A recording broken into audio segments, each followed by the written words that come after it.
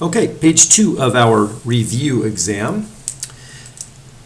Number 4, problem number 4 says solve the rational equation. So this will be our second one that we're solving. Solve it. So the first thing I want to do is multiply both sides, the entire equation, by the least common denominator of all of the fractions. Well, we have x plus 1 is one denominator, x minus 1 is another, and then a third one is x squared minus 1, which if you factor this, x squared minus 1, you get x plus 1, x minus 1. So that x plus 1 times x minus 1 is the LCD. I could have written it as x squared minus 1, but it's easier to see the canceling here. When I have the x plus 1 will cancel with this x plus 1. This x minus 1 will cancel with the x minus 1. And then this denominator will completely cancel because x squared minus 1 is equal to x plus 1, x minus 1. So this will turn the equation into, let's see, x plus 1 cancels. So it's going to leave us with a 10 times x minus 1 for this first term. For the second term, I'm going to put the minus sign there. And the x minus 1 is going to cancel.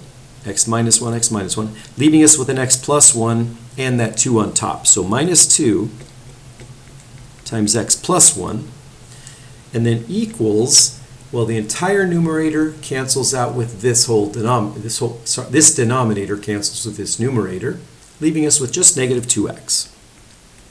So now we just have a simple problem like we did in the previous video. Distributive property we'll do twice here. So 10x minus 10 minus 2x minus 2 equals negative 2x. So let me see what we've got. I might do 2 steps in one here. I'd like for all the x's to be on the left.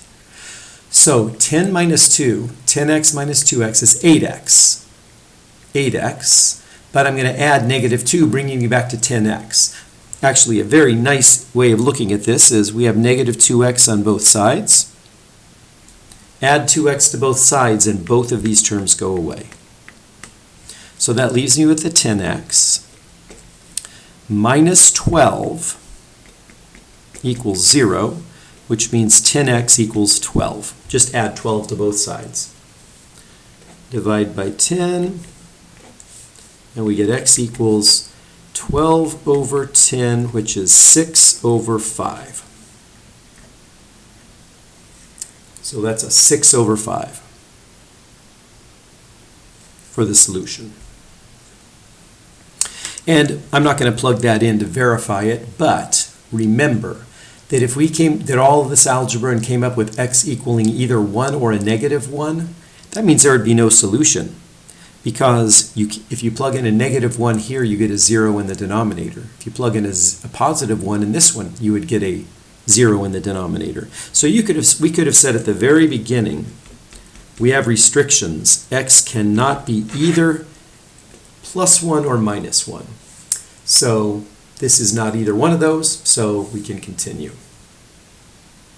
All right, well, the next topic, the next few problems are going to involve complex numbers. Just as a reminder,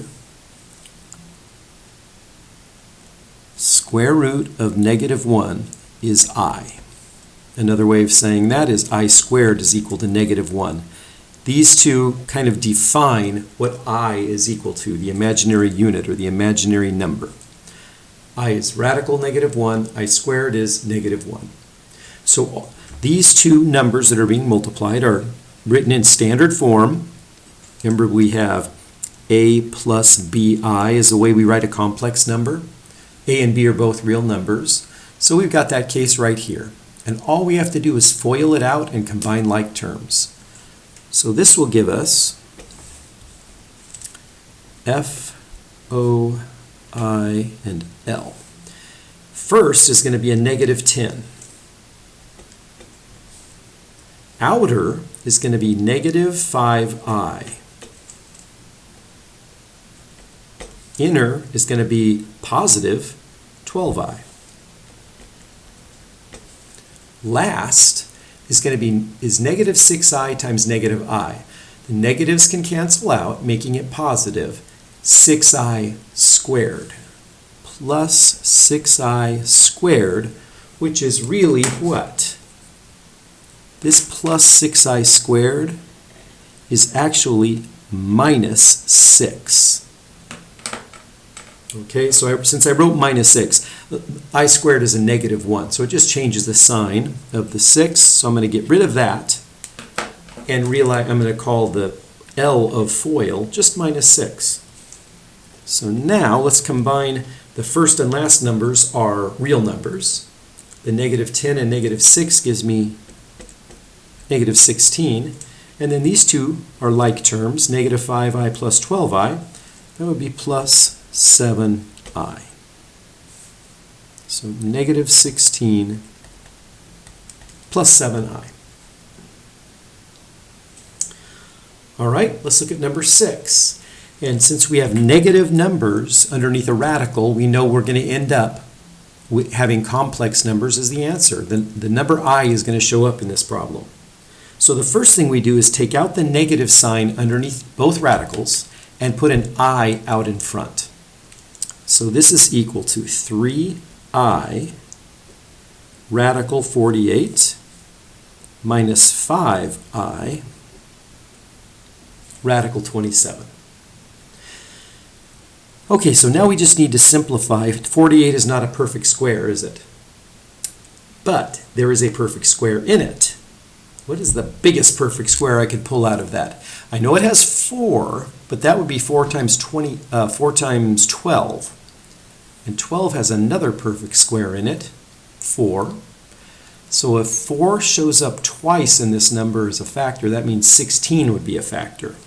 So I'm going to write this like 3i radical 16 radical 3, because 16 times 3 is 48. And you can think of 16 as being the largest perfect square that is a factor of 48. Minus 5i radical 9 radical 3. Radical 9 is a perfect square, that's why I pulled it out of the 27.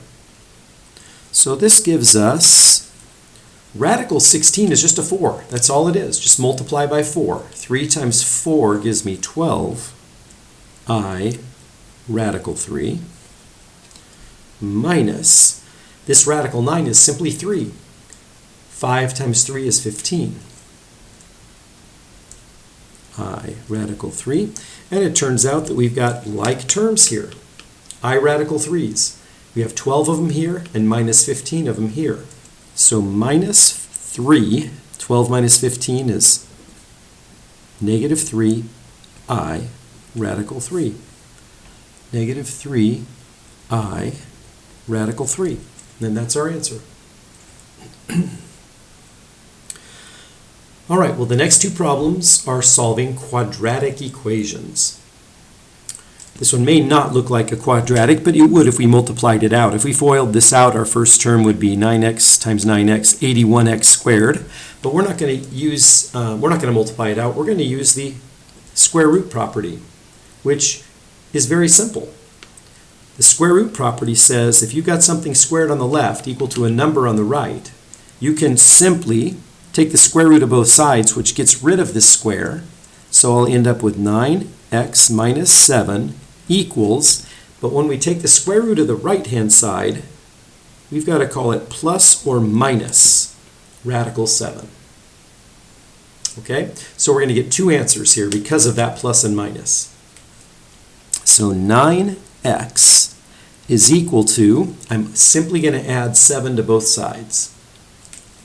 7 plus or minus radical 7. One more step is just divide by 9.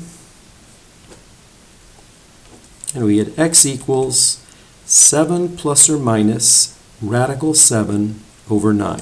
That's a perfectly nice way to leave the final answer.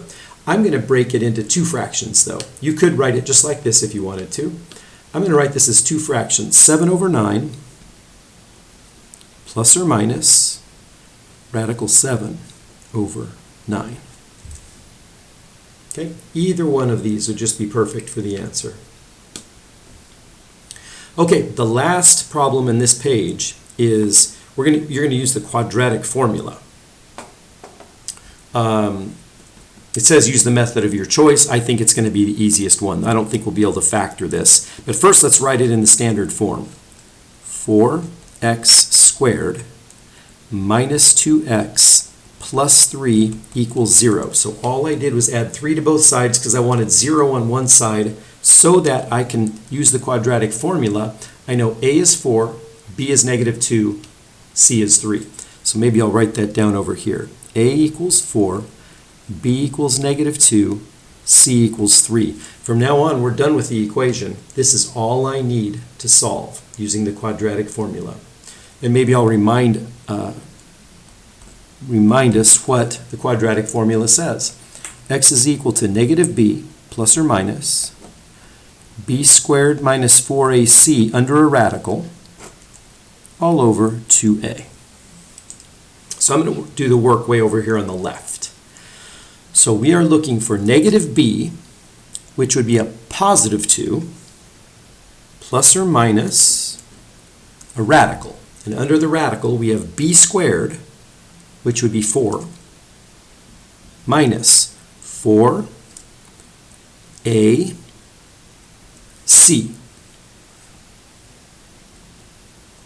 So 4ac is 4 times 4 times 3, right here. All over 2a. 2a is 2 times 4, which is 8. Okay, as is my favorite way to do this all the time, I break this into two fractions. 2 over 8 plus or minus this radical over 8. And then you simplify them individually. So 2 over 8 plus or minus that radical over 8. But let's simplify what's under that radical. That looks like 4 minus, let's see, 4 times 3 is 12, times 4 would be 48. 4 times 4 times 3 is 48. So underneath the radical, I've got 4 minus 48, which is negative 44. So let me go to the right one more time. 2 over 8 can simplify to 1 over 4, plus or minus.